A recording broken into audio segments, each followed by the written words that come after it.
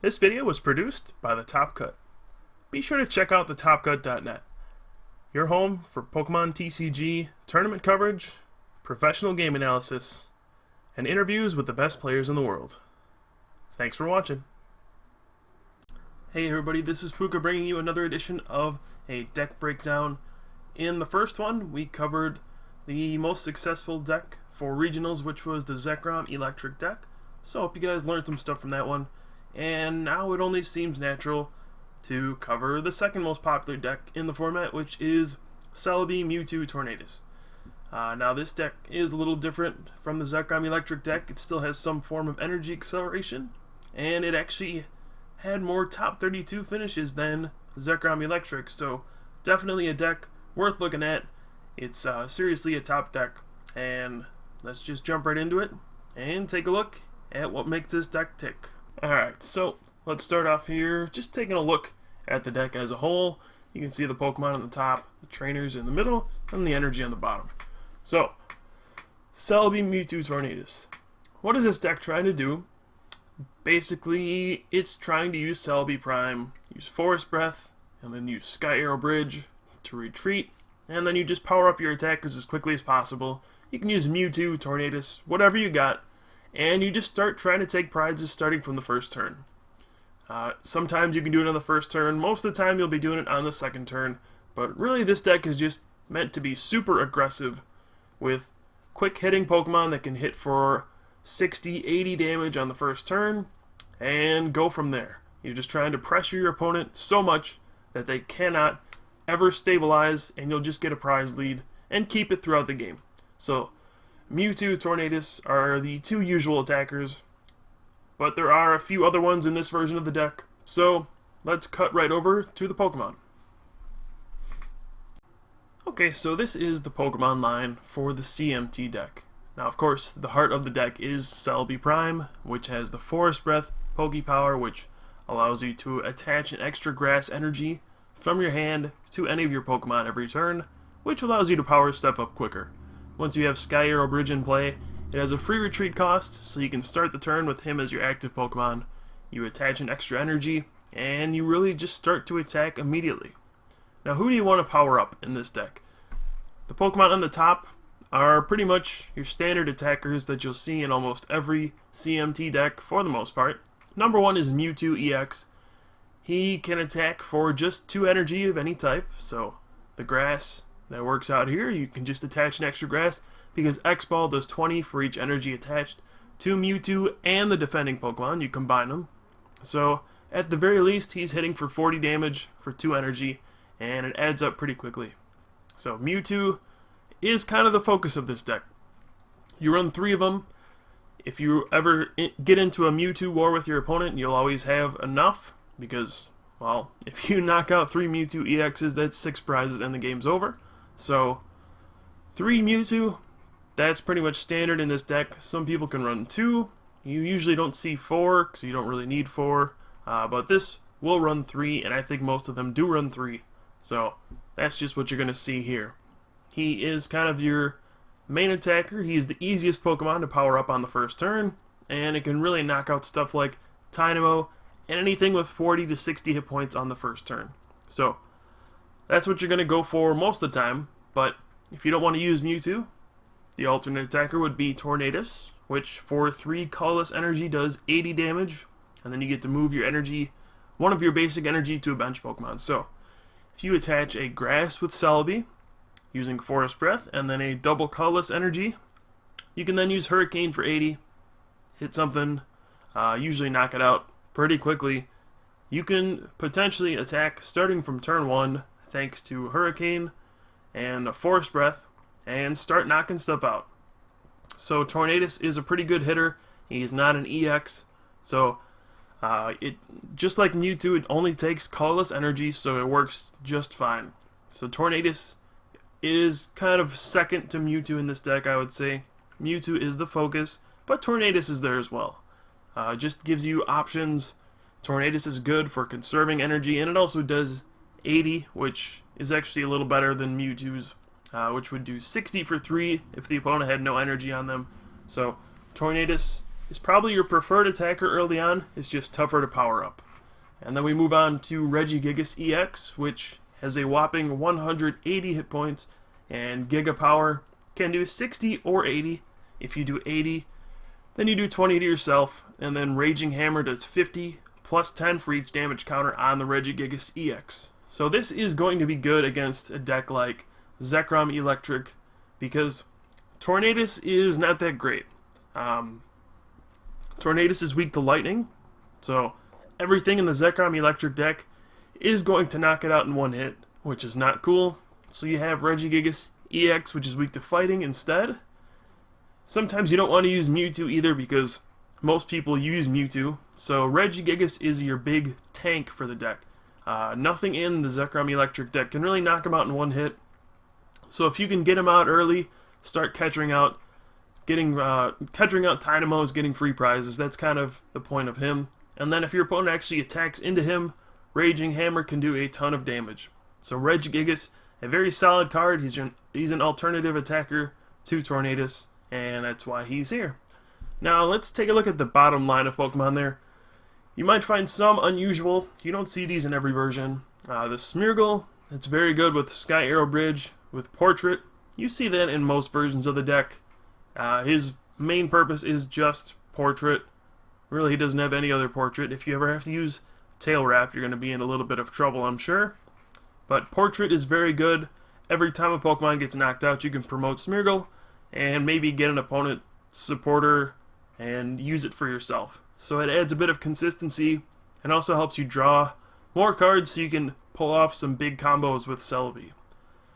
The other card that's probably a staple in this deck is Shaman, which Celebration Wind allows you to rearrange the energy that are already on your Pokemon. So this can be good for maybe at the end of the game you just move all your energy onto a Mewtwo EX and take a big prize at the end. So Shaman, very good in the deck as well, especially because Tornadus requires you to move a basic energy to a bench Pokemon. Now the other two Pokemon that might be a little strange are Virizion and Bouffalant.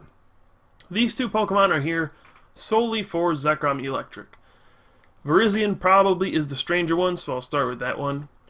For 1 grass, 1 colorless, Leaf Wallop does 40 damage, which happens to be just enough to knock out a Tynamo. So for 2 energy, let's say you start with a Celebi, you can Forest Breath onto Virizion, and then attach normally, retreat and catch out a Tynamo, Leaf Wallop, knock out a Tynamo immediately.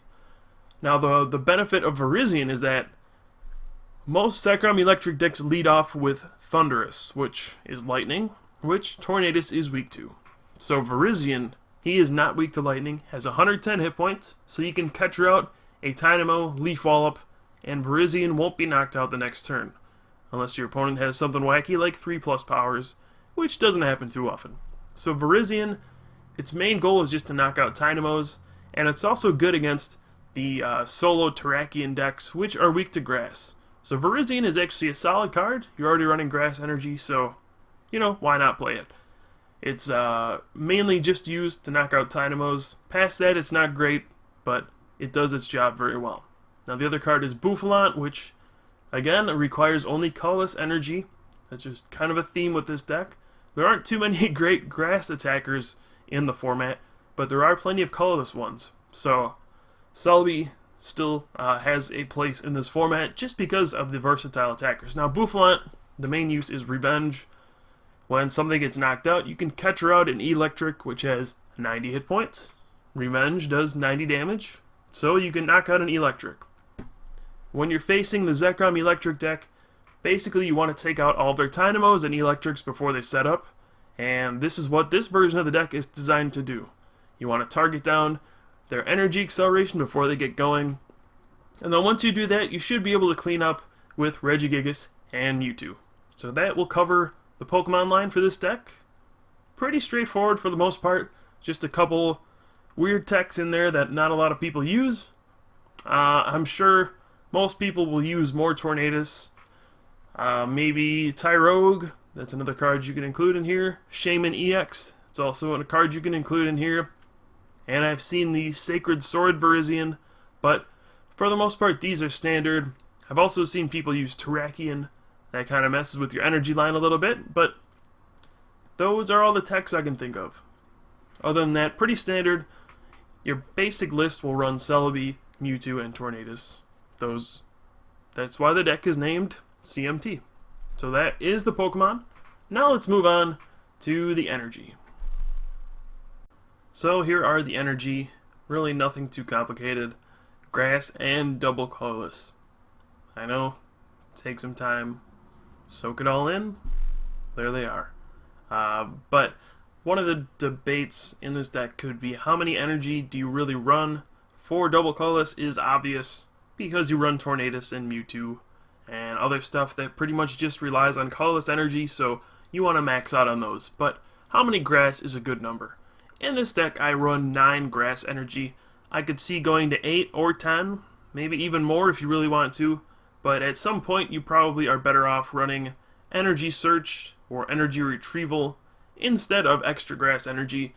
9 here seems like a good number just because you have about 13 energy total. You want to start with a grass in your hand most of the time just so you can use Forest Breath on the first turn. So I would say 8 to 10 is a reasonable amount for grass.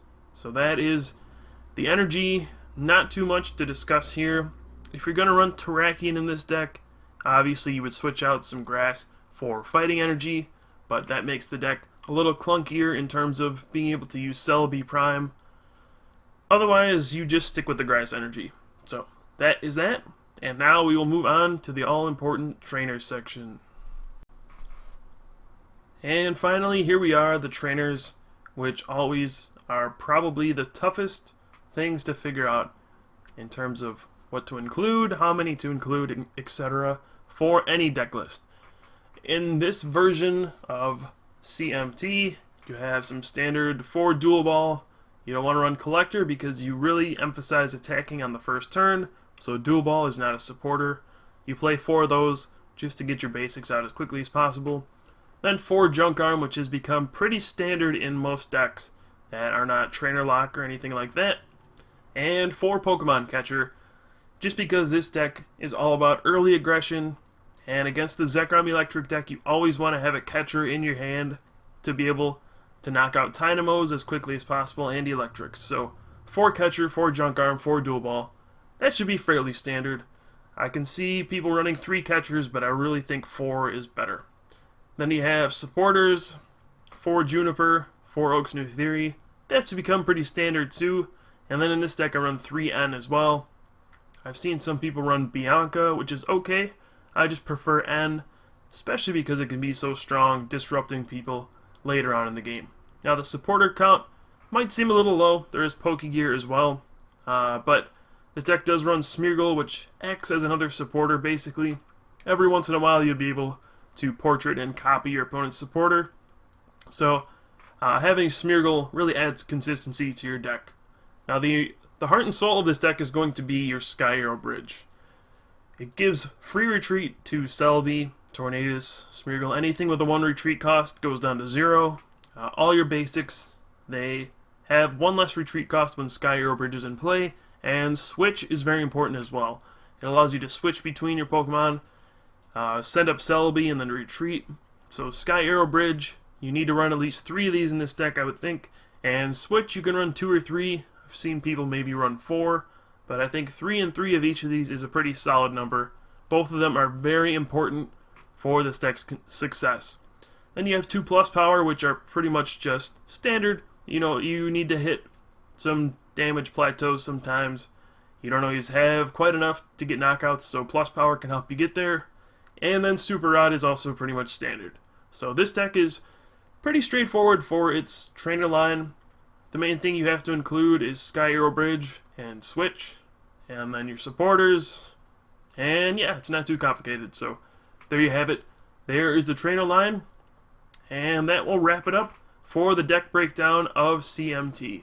This is the most aggressive deck in the format. It can start attacking from the first turn and really keep the pressure on the whole game.